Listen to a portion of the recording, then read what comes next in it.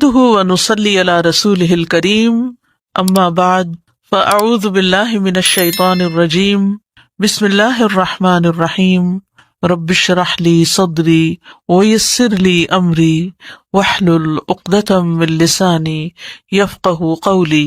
عبداللہ بن مسعود رضی اللہ عنہ سے مروی ہے، کہتے ہیں کہ ہم پہل نہیں جانتے تھے کہ 2 رکعتوں میں کیا پڑھیں، مگر ہم تسبیح، تکبیر اور اپنے رب کی حمد پڑھتے رہتے تھے۔ محمد صلی اللہ علیہ وسلم نے ہمیں نیکی کی ابتدا اور انتہا، نیکی کے تمام امور کی تعلیم دی، یعنی ابتدا و انتہا یعنی ہر طرح کی چیزوں کی۔ آپ نے فرمایا جب تم ہر 2 رکعتوں کے بعد بیٹھو تو یہ پڑھو، التحیات للہ والصلوات والطیبات السلام علیک ایہا النبی ورحمۃ اللہ وبرکاتہ، السلام علینا وعلی عباد اللہ الصالحین، اشہد ان لا الہ الا اللہ واشہد ان محمدا عبدہ ورسولہ۔ اور تم میں سے ہر آدمی وہ دعا منتخب کرے جو اسے زیادہ اچھی لگے، پھر وہ اللہ عز و جل سے دعا کرے۔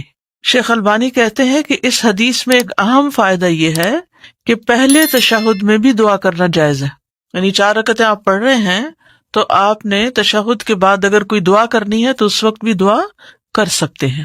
تیسری رکعت پڑھنا، تیسری رکعت کے لیے اٹھنا، یہ ہے نمبر 10۔ زمین پر ٹیک لگا کر اٹھنا، جیسے پہلی رکعت کے بعد اٹھتے ہوئے زمین پہ ٹیک لگائی تھی، ایسے ہی دوسری رکعت اور تشہد کے بعد زمین پر ٹیک لگا کر اٹھنا چاہیے۔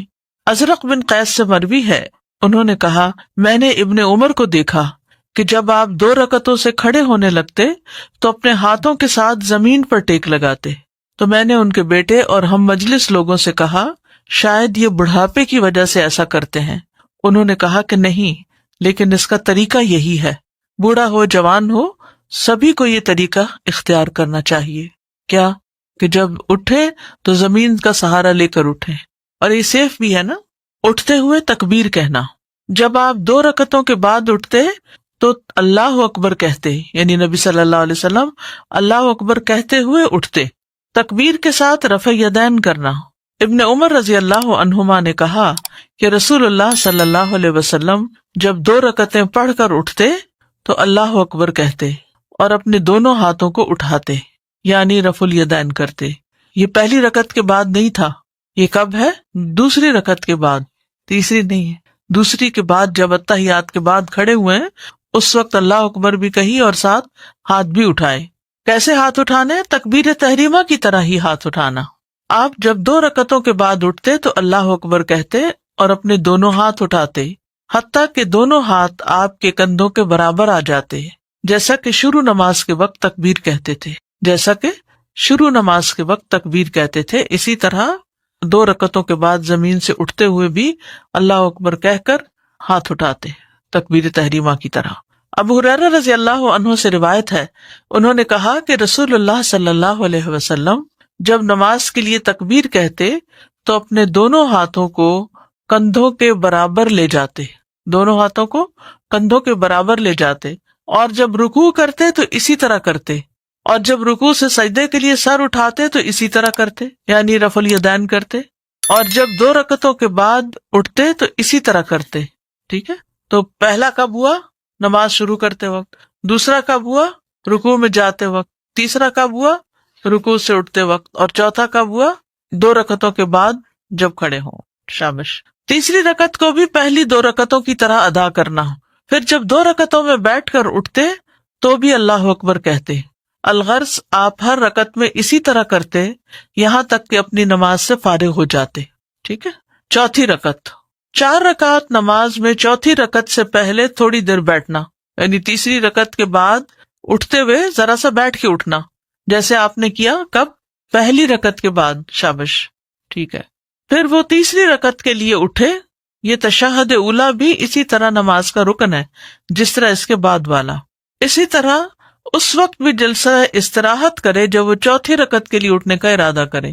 تیسری رکعت کے لیے اٹھتے وقت تو آپ اتحیات سے اٹھ رہے ہیں، تو چوتھی رکعت سے پہلے آپ جلسہ استراحت سے اٹھیں گے، اس میں کچھ بھی نہیں پڑھنا ہوتا، لیکن وہ کھڑا ہونے سے پہلے اپنے بائیں پاؤں پر سیدھا ہو کر بیٹھ جائے۔ کہاں بیٹھنا ہے؟ بائیں پاؤں کے اوپر، یہاں تک کہ ہر جوڑ اپنی جگہ کی طرف لوٹ جائے۔ یعنی ہر جوڑ اپنی اپنی جگہ پر آ جائے. جب سکون سے بیٹھیں گے تو آ ہی جائے گا. مالک بن حویرث اللیثی کہتے ہیں کہ انہوں نے نبی صلی اللہ علیہ وسلم کو نماز پڑھتے دیکھا. جب آپ اپنی نماز کی طاق رکعت میں ہوتے تو اس وقت تک نہ اٹھتے جب تک سیدھے ہو کر اچھی طرح بیٹھ نہ لیتے. یعنی سجدے سے اٹھ کر ذرا سا ٹک کے بیٹھ کے پھر آپ کھڑے ہوتے. زمین پر سہارا لیتے ہوئے اٹھنا، زمین پر سہارا لیتے ہوئے اٹھنا. پھر وہ اپنے ہاتھوں کا سہارا لیتے ہوئے کھڑا ہو جیسا کہ اس نے دوسری رکعت میں اپنے لیے کیا تھا. صرف اللہ اکبر کہہ کر چوتھی رکعت کے لیے اٹھنا، رفع یدین نہیں کرنا. یہ پانچواں رفع یدین نہیں ہے، صرف 2 رکعتوں کے بعد ہوتا ہے، تیسری رکعت شروع کرنے سے پہلے، ورنہ نہیں. جب آپ چوتھی رکعت کے لیے اٹھنے کا ارادہ کرتے تو اللہ اکبر کہتے. یہی حکم آپ صلی اللہ علیہ وسلم نے اس شخص کو بھی دیا جس نے اپنی نماز کو بگاڑ لیا تھا. ٹھیک ہے نا، جس نے اپنی نماز کو بگاڑ لیا تھا. ابو سلمہ سے روایت ہے کہ ابو ہریرہ رضی اللہ عنہ انہیں نماز پڑھاتے تو جب بھی رکوع اور سجدے کے لیے جھکتے اور سجدے سے اٹھتے تو اللہ اکبر کہتے. جب نماز سے فارغ ہوتے تو فرماتے اللہ کی قسم یقیناً میں اپنی نماز میں تم سب سے بڑھ کر رسول صلی اللہ علیہ وسلم کے مشابہ ہوں. وہ نماز بگاڑنے والا کون تھا جو جلدی جلدی پڑھ رہا تھا، اور 3 دفعہ آپ نے اس سے کہا کہ صلی فإنک لم تصلی، جاؤ نماز پڑھو، تم نے نماز نہیں پڑھی، کیونکہ وہ ٹھیک سے نہیں پڑھ رہا تھا. سورۃ الفاتحہ کی قرات کرنا، یہ کون سی رکعت ہے؟ چوتھی. پھر وہ ہر تیسری اور چوتھی رکعت میں سورۃ الفاتحہ پڑھے گا کیونکہ اس کا پڑھنا واجب ہے. کیا ہے؟ اس کا پڑھنا واجب ہے. عطا سے روایت ہے کہ ابو ہریرہ رضی اللہ عنہ نے کہا ہر نماز میں قرات ہے، ہر نماز میں قرات ہے. تو جو قرات نبی صلی اللہ علیہ وسلم نے ہمیں سنائی ہم نے تمہیں سنائی، اور جو انہوں نے آہستہ آواز سے ہم سے مخفی رکھی ہم نے وہ تم سے مخفی رکھی. اور جس نے ام الکتاب پڑھ لی تو اس کے لیے وہ کافی ہے، اور جس نے اس سے زائد پڑھا تو وہ افضل ہے. کیا مطلب ہے اس کا؟ کہ خالی سورۃ الفاتحہ پڑھنا بھی کافی ہے، اور اگر کوئی شخص سورت کا اضافہ کرنا چاہے تو وہ بھی کر سکتا ہے، اس میں چوائس ہے. تو اب آپ سنت زندہ کرنے کے لیے کبھی چاہیں تو ایکسٹرا پڑھ لیں کوئی، اور چاہیں تو صرف سورۃ الفاتحہ تک ہی رہیں. دونوں طرح ٹھیک ہے. اس سے آپ کو دین کی وسعت سمجھ میں آتی ہے. ٹھیک ہے، دیکھیے زیادہ پڑھنے کا مطلب ہے زیادہ نیکیاں کمانا. جب قرآن کی قرات کریں گے تو ہر حرف پر 10 نیکیاں ملیں گی. ٹھیک ہے نا. بہرحال نماز تو دونوں طرح ہو جائے گی لیکن زیادہ پڑھنا افضل ہے. باقی رکعت پہلی 3 رکعات کی طرح ہی ادا کرنا. پھر جب 2 رکعتوں میں بیٹھ کر اٹھتے تو بھی اللہ اکبر کہتے. الغرض ہر رکعت میں اسی طرح کرتے یہاں تک کہ نماز سے فارغ ہو جاتے. جب 2 رکعتوں کے بعد تشہد پڑھ کے ہم تیسری کے لیے کھڑے ہوتے ہیں تو کھڑے ہوتے ہوئے اللہ اکبر کہنا ہے ساتھ ساتھ اور بعد میں رفع الیدین کرنا ہے. یعنی جب آپ کھڑے ہوں گے تو کھڑے ہوتے ہوتے اللہ اکبر پڑھ لیں، اور کھڑے ہو کر آپ ہاتھ اٹھا سکتے بعد میں بھی کر سکتے. جی ہاں، جو تکبیر تحریمہ تھی نا اس میں بھی یعنی اللہ اکبر کہہ کے ہاتھ اٹھا سکتے ہیں آپ. تو اسی طرح جب گھٹنوں سے اٹھیں گے تو ہم کیا کریں گے؟ سمع اللہ لمن حمدہ ربنا ولک، تو ساتھ ساتھ ہاتھ اٹھا لیں گے. ٹھیک ہے. نمبر 12 آخری تشہد. اس تشہد میں بیٹھنے کے طریقے. نمبر 1 دایاں پاؤں کھڑا کرنا اور بایاں پاؤں بچھا کر سرین زمین پر رکھنا، یعنی اپنے چوتڑ جو ہے وہ زمین پر رکھنا، پیٹھ کے ساتھ بیٹھنا. کیسے؟ دایاں پاؤں کھڑا کرنا، بایاں پاؤں بچھا دینا یعنی اس کو لٹا دینا، اور اس کے اوپر نہیں بیٹھنا بلکہ زمین پہ بیٹھنا. ٹھیک ہے، اس کو تورک بولتے ہیں. دونوں اتحیات میں فرق کیوں رکھا گیا؟ تاکہ جیسے کوئی باہر سے آیا تو اس کو پتا چلے کہ نماز ختم ہونے والی، یا کوئی لیٹ آ کے جوائن کر رہا ہے. سنن نبی داؤد کی روایت ہے پھر آپ صلی اللہ علیہ وسلم بیٹھے اور اپنے بائیں پاؤں کو بچھا لیا اور اپنا بایاں ہاتھ اپنی بائیں ران پر رکھا یعنی گھٹنے کے پاس، اور اپنے دائیں ہاتھ کی کوہنی کو اپنی دائیں ران سے ذرا علیحدہ اور اونچا رکھا. ٹھیک ہے، ذرا سا اٹھا کے، یعنی بایاں جو ہے وہ تو ساتھ ہی لگا ہوا ہوگا لیکن دایاں جو ہے جس کی انگلی ہل رہی ہے وہ ذرا سا اٹھا ہوا ہوگا. ذرا سا اگر اٹھا ہوا ہو نا تو اس سے کیا ہوتا ہے کہ انگلی کی پوزیشن بھی ٹھیک ہو جاتی ہے. ڈیسک پہ رکھیے، نیچرل ہی ہو جائے گا، نیچرل ہو ہی جائے گا. جی بایاں نہیں اٹھانا، بایاں تو گھٹنے کے پاس ہی رہے گا اوپر ران پر. جی انگلیاں موڑے تو یہ 3 انگلیاں موڑے تو تبھی ہوتا ہے. جی آپ دیکھیے کہ مختلف کلچر میں طرح طرح کی ایکسرسائزز اور میڈیٹیشن کے طریقے ہیں. کبھی وہ کہتے ہیں یوں انگلیاں پکڑ لیں اور کبھی انگلیاں کھڑی کر لیں, کبھی یوں اسٹریچ کریں, کبھی. تو ہمیں نماز کے اندر کس طرح کے یہاں یہ 3 انگلیاں اس طرح رکھیں, اس طرح رکھیں, اٹھا کے رکھیں, ہر چیز کے پیچھے ایک حکمت ہے. اور اگر انسان صحیح وہ سب کچھ کرتا جائے تو معلوم نہیں کتنے ہی دنیا کے فائدے, ہیلتھ کے کتنے بینیفٹس اس کو ملے. کیونکہ عام ایکسرسائزز میں ہمارے جسم کے جو اندر کے اعضاء ہیں نا وہ سارے نہیں حرکت کرتے, لیکن نماز ایک ایسی چیز ہے کہ جس میں صرف ظاہر نہیں, ہمارے جو جیسے اسٹمک ہے, لیور ہے, یہ سارا بھی جیسے ہم سجدے میں الٹتے ہیں تو ان کی بھی ایکسرسائز ہو جاتی ہے, کیونکہ الٹ کے پھر ہم کافی دیر تسبیحات کرتے ہیں تو اتنی دیر ان کی پوزیشن اور ہو جاتی ہے, سرکولیشن بہتر ہو جاتی ہے. تو بے شمار فائدے, اور ہم ان فائدوں کی خاطر تو نماز نہیں پڑھتے. نماز جو ہے وہ نجات کا راستہ ہے اور فلاح کی کنجی ہے نا, یعنی حی علی الفلاح ہے نا, فلاح ہی فلاح ہے. نمبر 12 آخری تشہد, اور وہ اپنے بائیں پہلو پر سرین کے بل بیٹھے اور اپنے مقد پر بیٹھے. ٹھیک ہے, یعنی زمین پہ بیٹھے. جب آپ صلی اللہ علیہ وسلم 2 سجدوں سے کھڑے ہوتے تو اللہ اکبر کہتے اور رفع الیدین کرتے, یہاں تک کہ آپ اپنے ہاتھوں کو اپنے کندھوں کے برابر لے جاتے, جیسا کہ آپ نماز شروع کرتے وقت کرتے تھے. پھر اسی طرح آپ کرتے تھے یہاں تک کہ جب وہ رکعت آتی جس میں نماز ختم ہو جاتی ہے, یعنی آخری رکعت, آپ اپنے پاؤں کو آگے کر دیتے اور سرین کے بل اپنے پہلو پر بیٹھتے, پھر سلام پھیر لیتے. اب اس میں یہ ہے کہ جب نیچے بیٹھنا ہوتا ہے نا تو پاؤں خود بخود ذرا سا آگے کو نکل جاتا ہے. ٹھیک ہے نا, یعنی جب پاؤں پر بیٹھتے ہیں تو پاؤں سمٹا ہوا ہوتا ہے, لیکن جب نیچے بیٹھتے ہیں تو پاؤں تھوڑا سا آگے کو, رائٹ لیگ کے اندر تھوڑا سا پنجہ سا آ جاتا ہے. ٹھیک ہے, تو کوئی حرج نہیں. نمبر 2 بایاں پاؤں امیجن کیجئے ساتھ ساتھ دائیں ران اور پنڈلی کے درمیان کرنا, بایاں پاؤں دائیں ران اور پنڈلی کے درمیان کرنا.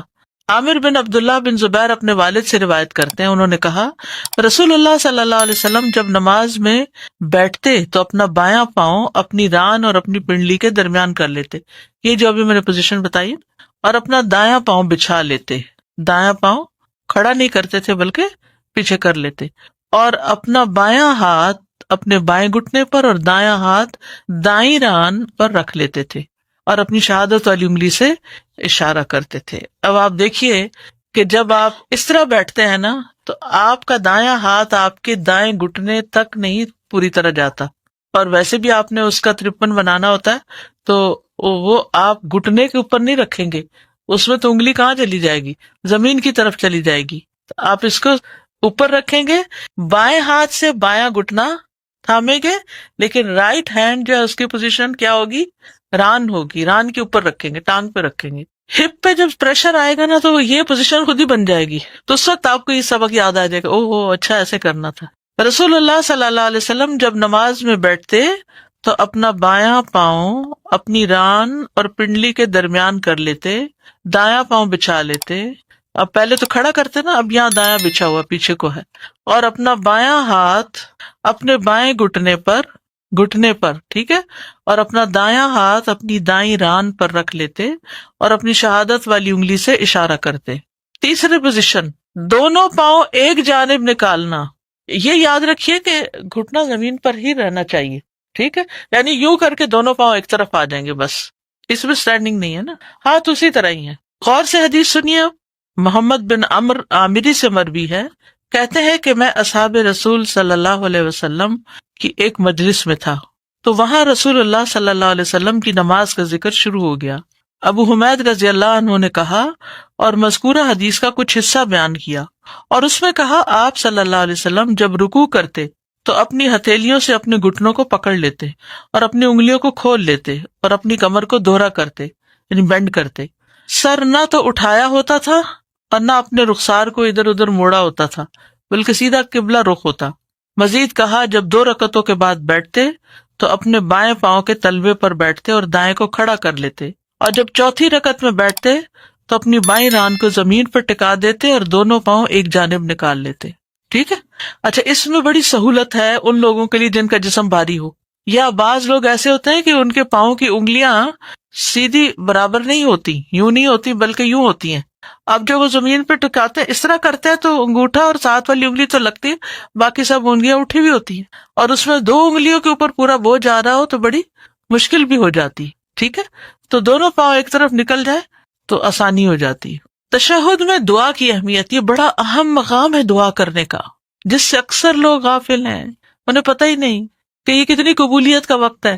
ابو امامہ رضی اللہ عنہ سے روایت ہے، کہتے ہیں کہ رسول اللہ صلی اللہ علیہ وسلم سے پوچھا گیا، اے اللہ کے رسول، کون سی دعا زیادہ سنی جاتی ہے؟ آپ نے فرمایا، رات کے آخری حصے میں اور فرض نمازوں کے آخر میں، فرض نمازوں کے آخر میں سلام سے پہلے مانگی جانے والی دعا۔ دبر الصلاۃ، عربی عبارت دیکھیے، قال جوف اللیل الآخری، یہ ہے اوپر، ودبر الصلاۃ المکتوبات، اور ظاہر سے معلوم ہوتا ہے کہ دبر الصلاۃ سے مراد سلام پھیرنے سے پہلے۔ یہ معنی کیوں لیا گیا ہے؟ دبر کا لفظ 2 چیزوں پہ بولا جاتا ہے۔ نمبر 1، کسی چیز کے آخری حصے پر، دبر پیٹھ کو کہتے ہیں نا، اور نمبر 2، جو آخر سے پہلے ہو اس پر بولا جاتا ہے۔ اور دبر کا لفظ نماز کے متعلق وارد ہوا ہے، اس سے مراد نماز کا بعد والا حصہ ہے، نماز ہی کا بعد والا حصہ، نہیں سمجھ آئی؟ یعنی نماز کا بالکل آخری حصہ سلام سے پہلے۔ اور یہ لفظ مطلق آیا ہے، یہ بھی ایک رائے ہے کہ یہ لفظ جو ہے دبر الصلاۃ، یہ اوپن ہے، بس اس میں نماز میں سلام پھیرنے سے پہلے کا حصہ اور بعد کا حصہ بھی داخل ہے، یعنی اگر کسی نے پہلے نہیں دعا پڑھی یا کم اس کو یاد ہے تو سلام پھیرنے کے بعد بھی وہ مانگے گا تو یہ بھی قبولیت کا وقت ہے۔ قال ابن القیم رحمہ اللہ، ابن قیم رحمہ اللہ زاد المعاد میں کہتے ہیں کہ احادیث کے الفاظ دبر الصلاۃ سے مراد سلام سے پہلے اور سلام کے بعد دونوں ہو سکتے ہیں، سلام سے پہلے بھی اور سلام کے بعد بھی۔ ابن تیمیہ سلام سے پہلے ہونے کو ترجیح دیتے تھے، ابن قیم ہی کہتے ہیں، تو میں نے ان سے اس کے بارے میں سوال کیا، استفسار کیا، اس کی وضاحت چاہی، تفسیر مانگی۔ استفسار کا کیا مطلب ہے؟ تفسیر طلب کی۔ تو انہوں نے کہا کسی بھی چیز کی دبر اسی میں شامل ہوتی ہے، کسی بھی چیز کی دبر اس میں شامل ہوتی ہے، جیسے دبر الحیوان، حیوان کی پیٹھ حیوان ہی میں شامل ہے۔ اہل علم اس بارے میں ایک اصول ذکر کرتے ہیں کہ اگر احادیث میں دبر الصلاۃ کی قید کے ساتھ آنے والے تسبیح، تحمید، تکبیر اور آیت الکرسی یا معوذات جیسے ذکر و اذکار ہوں تو اس وقت دبر الصلاۃ سے مراد نماز کے بعد کا وقت ہوگا، کیونکہ سبحان اللہ، الحمدللہ، اللہ اکبر اور آیت الکرسی وغیرہ ہم کہاں پڑھتے ہیں؟ نماز کے اندر نہیں پڑھتے بلکہ باہر پڑھتے ہیں۔ اور اگر دبر الصلاۃ کی قید کے ساتھ آنے والی نصوص دعا پر مشتمل ہو تو پھر دبر الصلاۃ سے مراد نماز کا آخری حصہ یعنی سلام سے پہلے کا وقت ہوگا، یعنی باقی دعائیں سلام سے پہلے اور آیت الکرسی اور تسبیحات وغیرہ سلام کے بعد۔ لیکن اگر کسی نص میں دعا سے متعلق واضح ہو جائے کہ وہ دعا سلام کے بعد ہی کرنی ہے، جیسے کہ آپ صلی اللہ علیہ وسلم کا فرمان ہے، سلام کے بعد 3 بار استغفر اللہ کہو، کہتے ہیں نا اللہ اکبر، استغفر اللہ، استغفر اللہ، استغفر اللہ، تو یہ آپ نے خود اس کے بارے میں ہمیں بتایا کہ یہ سلام پھیر کر ہی کہا جائے گا، تو یہ دعا ہونے کے باوجود بھی سلام کے بعد ہی پڑھی جائے گی، کیونکہ سنت اسی پر دلالت کرتی ہے، سنت سے یہی ثابت ہے۔ شیخ ابن باز سے سوال کیا گیا کہ جن احادیث میں دبر الصلاۃ کے بعد کثرت سے دعا اور ذکر اذکار کی ترغیب دی گئی ہے، ان میں دبر الصلاۃ سے کیا مراد ہے؟ نماز کا آخری حصہ یا سلام کے بعد کا وقت؟ تو انہوں نے جواب دیا، احادیث میں مذکورہ دبر الصلاۃ کا لفظ سلام سے پہلے اور نماز کے آخری حصے پر بھی بولا جاتا ہے اور سلام کے فوری بعد والے وقت پر بھی بولا جاتا ہے، تو یہ دونوں اوقات بڑے قیمتی ہیں، کیونکہ اب انعام لینے کی باری آئی نا، ساری محنت آپ نے کر لی۔ اس بارے میں صحیح احادیث موجود ہیں، اور ان میں سے دعا کے ساتھ تعلق رکھنے والی احادیث میں دبر الصلاۃ سے اکثر طور پر نماز کا آخری حصہ مراد ہے، یعنی سلام سے پہلے کا وقت۔ شیخ ابن عثیمین کہتے ہیں کہ اس مسئلے میں غور و فکر کرنے والے کے لیے یہ بات واضح ہو جائے گی کہ دبر الصلاۃ کی قید کے ساتھ بیان کیا جانے والا اگر ذکر ہے تو وہ نماز کے بعد ہے، ٹھیک ہے، اور اگر وہ دعا ہے تو سلام سے پہلے ہے، ٹھیک ہے، سمجھ میں آ رہی ہے۔ تشہد میں پسند کی دعا پڑھنے کا اختیار ہے۔ عبداللہ بن مسعود کہتے ہیں کہ جب ہم نبی صلی اللہ علیہ وسلم کے ساتھ نماز پڑھتے تو ہم قعدہ میں، قعدہ کہتے ہیں تشہد کے لیے بیٹھنا، یہ کہا کرتے تھے، السلام علی اللہ من عبادہ السلام علی فلان و فلان، اس کے بندوں کی طرف سے اللہ پر سلام ہو اور فلاں پر اور فلاں پر۔ تو نبی صلی اللہ علیہ وسلم نے فرمایا یہ نہ کہو اللہ پر سلام ہو، کیونکہ اللہ تو خود سلام ہے، یعنی لوگ اللہ کو سلام بھیجنے لگتے تھے اس وقت، تو آپ نے اس سے منع کیا کہ اللہ تعالیٰ تو خود السلام ہے، بلکہ یہ کہو التحیات للہ والصلوات والطیبات السلام علیک ایھا النبی، آخر تک۔ اس کے بعد دعا کا اختیار ہے، جو اسے پسند ہو وہ مانگے، یعنی درود شریف تو آبویسلی پڑھنا ہوگا کیونکہ درود شریف کے بغیر نماز نہیں ہوتی۔ اپنے نفس پر کیے ظلم کو تسلیم کرتے ہوئے بخشش مانگنا۔ ابو بکر صدیق رضی اللہ عنہ سے روایت ہے کہ انہوں نے رسول اللہ صلی اللہ علیہ وسلم سے کہا، مجھے ایسی دعا سکھا دیں جو میں اپنی نماز میں مانگا کروں۔ آپ نے فرمایا، کہو اللہم انی ظلمت نفسی ظلما کثیرا ولا یغفر الذنوب الا انت۔ اگلے پچھلے ظاہر گناہوں کی معافی کا سوال۔ آپ آخر میں تشہد و سلام کے درمیان فرماتے اللہم اغفر لی ما قدمت وما اخرت، آخر تک۔ 4 چیزوں کی پناہ۔ رسول اللہ صلی اللہ علیہ وسلم نے فرمایا، جب تم میں سے کوئی آخری تشہد پڑھ کر فارغ ہو تو اللہ سے 4 چیزوں کی پناہ مانگے۔ اللہم انی اعوذ بک من عذاب جہنم ومن عذاب القبر ومن فتنۃ المحیا والممات ومن شر مسیح الدجال۔ نبی صلی اللہ علیہ وسلم کا قرآن کی سورت کی طرح اس دعا کو سکھانا، یہ جو 4 چیزوں کی پناہ ہے نا۔ پھر طاؤس رحمہ اللہ اپنے بیٹے کو اس دعا کے نہ پڑھنے کی وجہ سے دوبارہ نماز پڑھانا کہ دعا کیوں نہیں پڑھی تم نے نماز میں۔ امام مسلم بن حجاج فرماتے ہیں کہ مجھے طاؤس کی یہ بات پہنچی کہ انہوں نے اپنے بیٹے سے کہا کہ اپنی نماز میں کیا تم نے یہ دعا مانگی ہے؟ اس نے جواب میں کہا نہیں، تو طاؤس نے فرمایا کہ اپنی نماز دوبارہ پڑھو، کیونکہ طاؤس نے اسے 3 یا 4 راویوں سے نقل کیا کہ اتنی تاکید ہے اس دعا کے پڑھنے کی۔ کون سی دعا؟ اللہم انی اعوذ بک من عذاب القبر واعوذ بک من عذاب جہنم واعوذ بک من فتنۃ المسیح الدجال واعوذ بک من فتنۃ المحیا والممات۔ بالکل کیسی تربیت کی انہوں نے۔ ہماری نگاہ تو ہوتی کھایا کہ نہیں کھایا، پڑھا کہ نہیں پڑھا، نماز میں وہ نہیں، اسکول کا پڑھا یا نہیں پڑھا وہ ضرور دیکھتے ہیں، بعض تو وہ بھی نہیں دیکھتے۔ کسی کہنے والے نے آپ سے عرض کیا کہ آپ صلی اللہ علیہ وسلم تو قرض سے بہت ہی زیادہ پناہ مانگتے ہیں، قرضے سے۔ اس پر آپ نے فرمایا کہ جب کوئی مقروض ہو جائے تو جب وہ بات کرتا ہے تو جھوٹ بولتا ہے اور وعدہ کرتا ہے تو خلاف ورزی کرتا ہے، تو اس لیے قرضے سے بھی پناہ مانگنی چاہیے کہ اللہ ہمیں مقروض نہ کرنا۔ بخل، بزدلی اور دنیا کے فتنوں سے پناہ۔ سعد رضی اللہ عنہ اپنے بیٹوں کو یہ کلمات سکھاتے جس طریقے سے معلم بچوں کو سکھاتا، اور کہتے کہ رسول اللہ صلی اللہ علیہ وسلم ان کلمات کے ساتھ ہر نماز کے آخر میں پناہ طلب کرتے تھے، اللہم انی اعوذ بک من البخل، آخر تک۔ راوی کہتے ہیں میں نے یہ حدیث مصعب سے بیان کی تو انہوں نے اس کی تصدیق کی۔ اللہ سے ملاقات اور اس کے چہرے کو دیکھنے کا سوال۔ عطا بن صاحب نے اپنے والد سے روایت کی، انہوں نے کہا عمار بن یاسر نے ہمیں نماز پڑھائی تو مختصر نماز پڑھائی۔ بعض لوگوں نے ان سے کہا کہ آپ نے ہلکی یا مختصر نماز پڑھی ہے، تو انہوں نے کہا کہ اس کے باوجود کہ میں نے اس میں کئی وہ دعائیں پڑھ لی ہیں جن کو میں نے رسول اللہ صلی اللہ علیہ وسلم سے سنا ہے۔ جس وقت وہ کھڑے ہوئے تو لوگوں میں سے ایک شخص ان کے پیچھے گئے، وہ ابئی تھے، لیکن انہوں نے اپنے آپ کو چھپانے کی کوشش کی اور وہ دعا ان سے دریافت کی، پھر واپس آئے اور لوگوں کو اس دعا کے بارے میں بتایا، اور وہ دعا تھی اللہم بعلمک الغیب وقدرتک علی الخلق، آخر تک۔ اللہ کی وحدانیت کا اقرار کر کے گناہوں کی بخشش کا سوال۔ محجن بن الادرع روایت کرتے ہیں، وہ بیان کرتے ہیں کہ رسول اللہ صلی اللہ علیہ وسلم مسجد میں تشریف لے گئے۔ ایک آدمی اپنی نماز پوری کر کے تشہد پڑھنے میں مشغول تھا۔ اس نے کہا اللہم انی اسألک یا اللہ بانک الواحد الاحد۔ رسول اللہ صلی اللہ علیہ وسلم نے 3 بار فرمایا اس کو بخش دیا گیا، اس کو بخش دیا گیا، اس کو بخش دیا گیا۔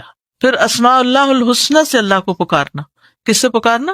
اسماء اللہ الحسنی، جیسے قرآن مجید میں آتا نا وَلِلَّهِ الْأَسْمَاءُ الْحُسْنَى فَادْعُوهُ بِهَا، اللہ کے ہیں اچھے اچھے نام، تم اسے ان ناموں سے پکارو۔ انس بن مالک سے روایت ہے، کہتے ہیں کہ میں رسول اللہ صلی اللہ علیہ وسلم کے پاس بیٹھا ہوا تھا اور ایک آدمی وہاں پر کھڑا نماز پڑھ رہا تھا۔ جب اس نے رکوع، سجدہ اور تشہد کیا تو دعا مانگنے لگا۔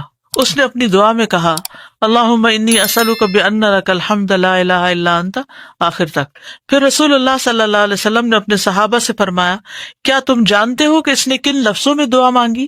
انہوں نے کہا اللہ اور اس کا رسول ہی سب سے زیادہ جانتے ہیں۔ آپ نے فرمایا اس ذات کی قسم جس کے ہاتھ میں میری جان ہے، اس نے اللہ سے اس کے عظیم نام کی دعا کی کہ جب اس کے ساتھ اللہ کو پکارا جائے تو وہ ضرور جواب دیتا ہے، اور جب اس کے ساتھ مانگا جائے تو وہ ضرور عطا کرتا ہے۔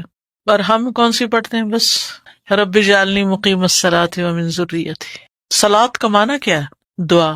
تو اس میں دعائیں تو بہت ہونی چاہیے، اور دعاؤں کی قبولیت کا بھی وقت ہے، لیکن ہم خود نہیں مانگتے، دوسروں سے کہتے رہتے ہیں آپ میرے لیے دعا کیجیے، اور دعا میں ضرور یاد رکھیے، نام لے کے کیجیے، اوروں کو تاکید کرتے ہیں، اتنی محنت اپنے اوپر کر لیں۔ ڈاکٹر فرحت ہاشمی صاحبہ کے مستند بیانات سننے کے لیے ہمارے چینل قرآنک پلس کو سبسکرائب کریں۔ یہاں قرآن و حدیث کی روشنی میں حقیقی رہنمائی اور روحانی ترقی کے خزانے ملیں گے۔ ابھی جڑیں اور دین کو گہرائی سے سمجھیں۔